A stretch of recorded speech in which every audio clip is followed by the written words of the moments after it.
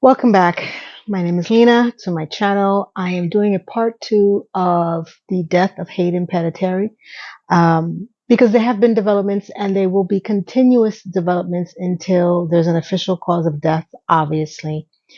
And as per my video yesterday, I want to thank everyone that took the time to watch it, to make the comments, especially when I asked what other stars or famous people, because not all famous people are stars, shocked you when you heard about their deaths. I'm going to put a link down below and it's in my playlist if you want to go take a look if this is your first time coming onto my channel. I normally don't try to do too much doom and gloom, but as I stated yesterday in my video, her death struck me in a way that I was not expecting. And as the stories start to continue and they come out more and, I learn more about her sad life, it is quite shocking to me how little I really followed her after Heroes. I actually don't recall her being, excuse me, as I get my remote. I don't recall her being the face of Neutrogena, which is what I'm going to be talking about today. And there's other parts to this story that I'm going to lightly brush, but I don't want to trigger anyone. I'll let you know when it happens. So she was the face of Neutrogena skincare brand for 10 years. For who may not know, and again, I'm one of them. I didn't know. I had no clue. I don't remember the commercials, to be honest with you. I don't know where I was. I have to say that as far as a brand, I only ever purchased one item, and I really thought long and hard about this because I'm an oil of Olay girl. I've been using oil of Olay since I was a little girl. I've ventured off into L'Oreal. Didn't quite do for me what I wanted to do, but I didn't stick with it long term. I'm into the Regenerist serums and stuff like that. I've only tried Neutrogena once, which I believe was the Hydro Boost. It's in a really sea blue bottle, and I tried it for about a month, and it never stuck with me. It never got me. That's the only thing I can recall ever purchasing from Neutrogena. So maybe that's why I didn't particularly know that she was the face of Neutrogena. Just not the brand for me. So in this next clip, I'm going to show you, she was the face, and because of her morality clause in her contract, she was let go from the contract, apparently, because she had opened up about her postpartum depression. So these are the triggers that are going to be coming up because I'm going to go a little heartfelt about postpartum depression, the mental, thing that I talked about yesterday. It all ties into, I believe, what a lot of what she went through and a lot of us have gone through. So let's take a look at the actual clip of her speaking about how she was let go from the contract, and let's discuss. Stay tuned. Because I know also you talk about how, like, when you finally did talk about it, you even lost an endorsement deal. Yep.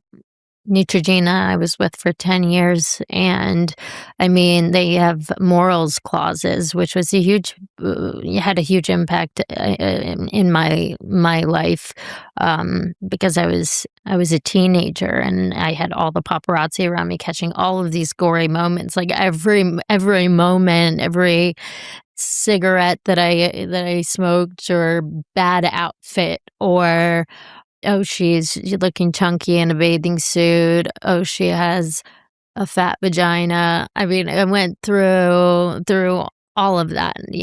They were there for everything.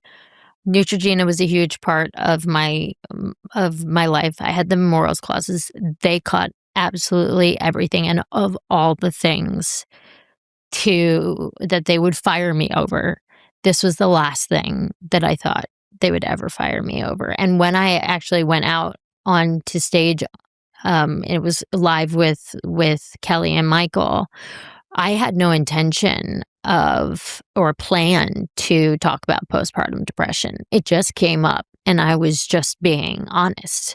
And never for a second did I think that anyone or cared that anyone would have a bad reaction to it. It was my truth. And so when I got that call that Neutrogena wanted to fire me over that, and my representative at the time said, "That's illegal. You can't do that." And even though, she saved the day that year, I knew that that was going to be it. That I was not going to be invited back the next year. And I had worked with these people for 10 years, and I remember not hearing a word from anybody, not a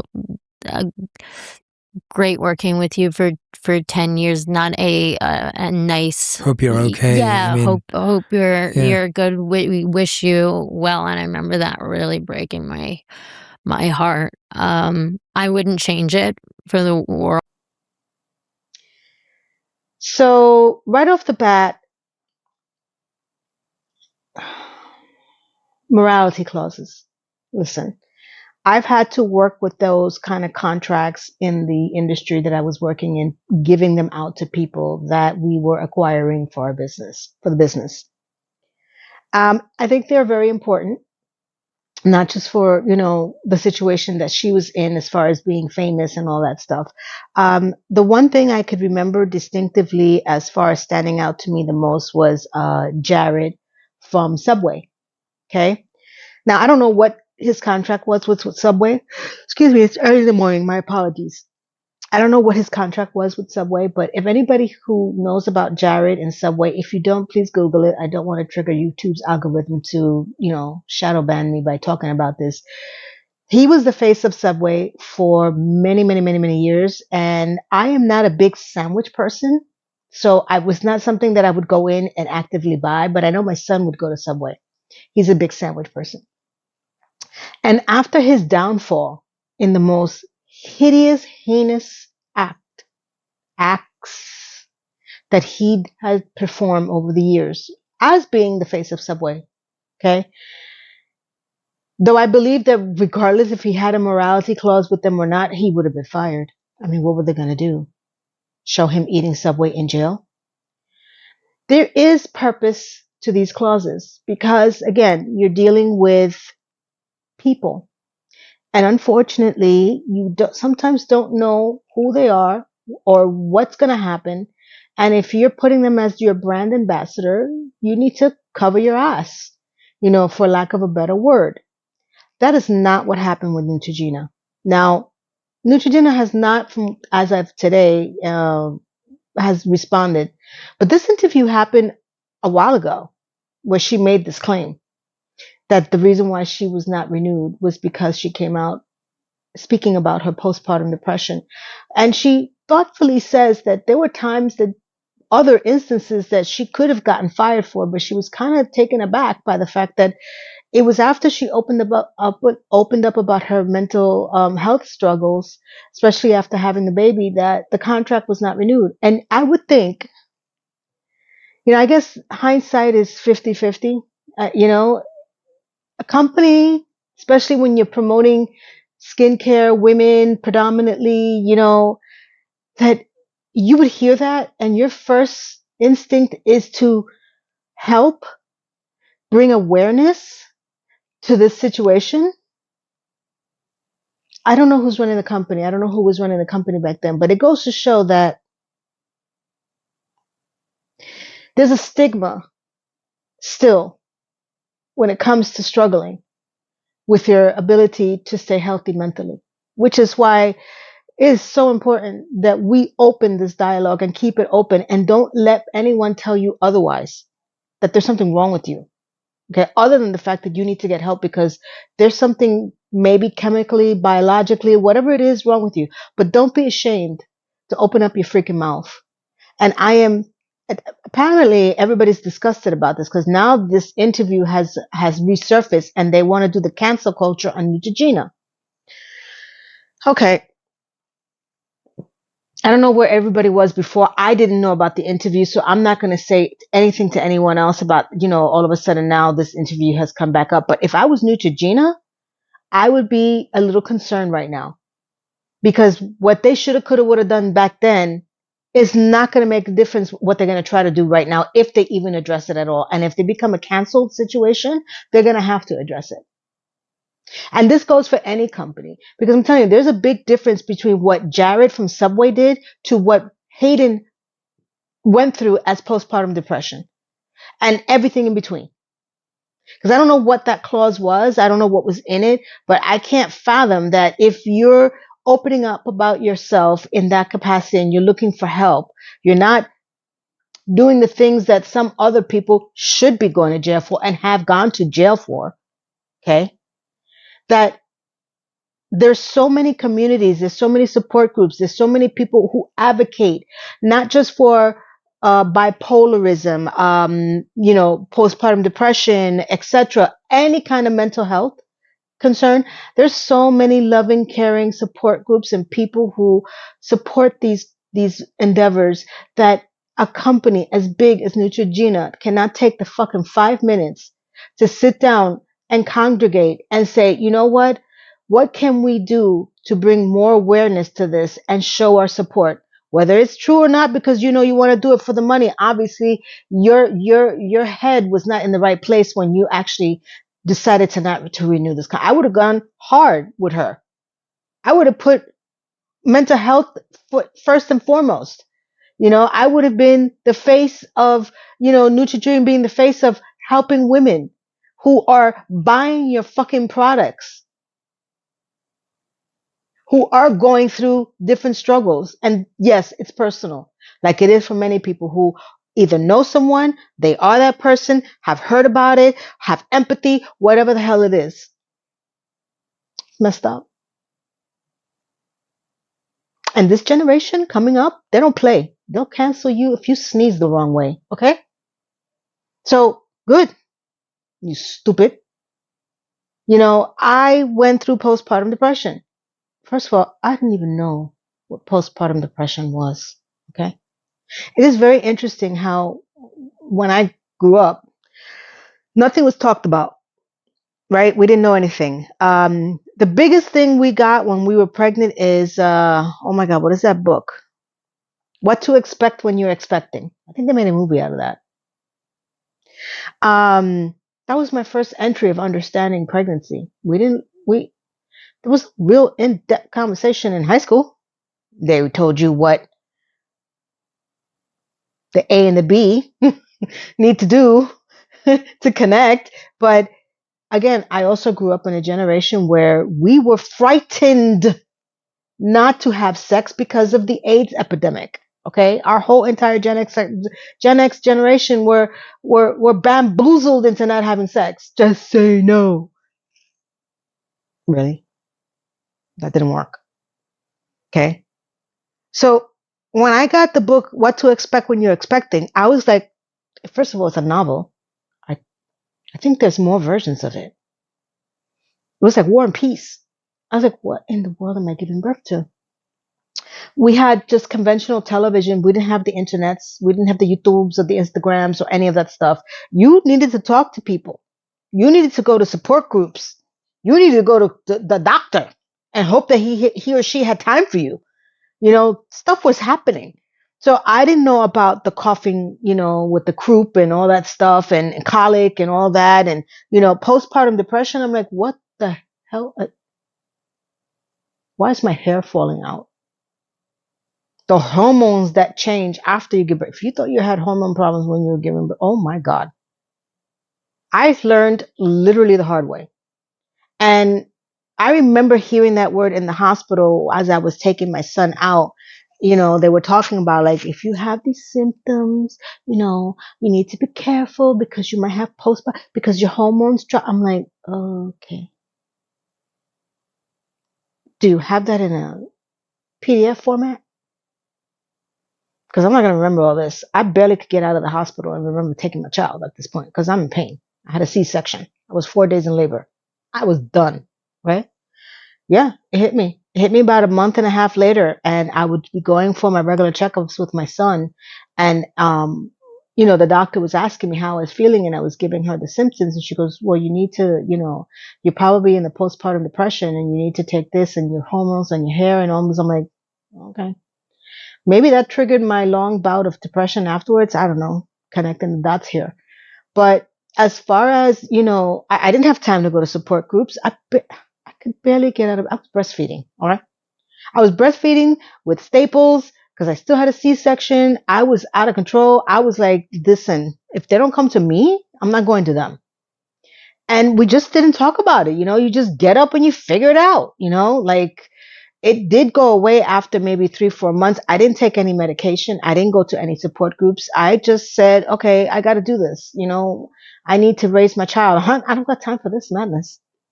But that doesn't mean that, it didn't linger. It doesn't mean that everyone has the same experience.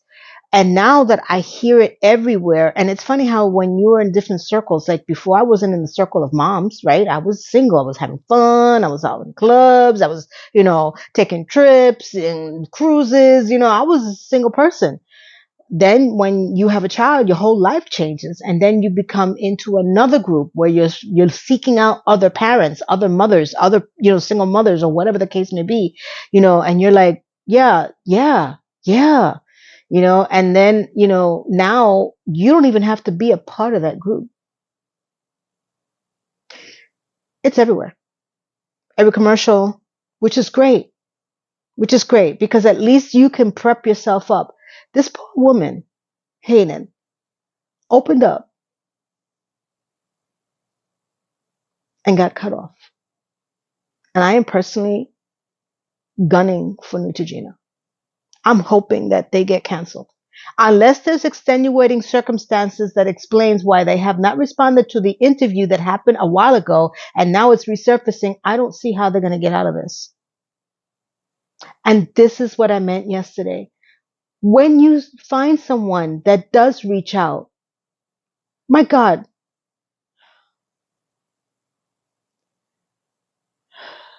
why people in this world have zero consciousness, empathy, sympathy. And not everybody, because it's not everybody. But that's a whole conglomerate. That's a whole conglomerate that just turned their back on her and never even said goodbye to her after 10 years. Yesterday in my video, I had mentioned that it was very hard for me to find someone to reach out to about my own struggles that I'm going through right now. And I have forgot to mention in my video, which I wanted to bring up again, I